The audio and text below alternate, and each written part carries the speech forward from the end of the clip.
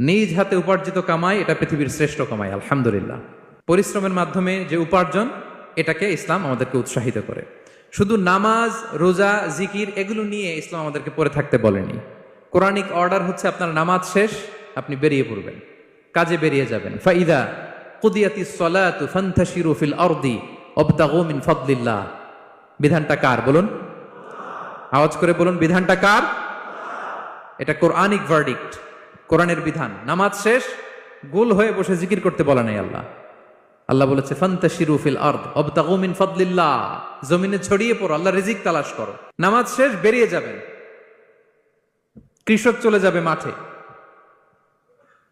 শ্রমজীবী চলে যাবে ফ্যাক্টরিতে, শিক্ষকরা চলে যাবে তাদের শিক্ষা প্রতিষ্ঠানে, কর্পোরেট ওয়ার্ল্ডের লোকেরা চলে যাবে তাদের প্রতিষ্ঠানে। ডেভেলপমেন্ট করতে হবে, সিভিলাইজেশন করতে হবে। নামাজের পরে গোল হয়ে বসে থাকা চলবে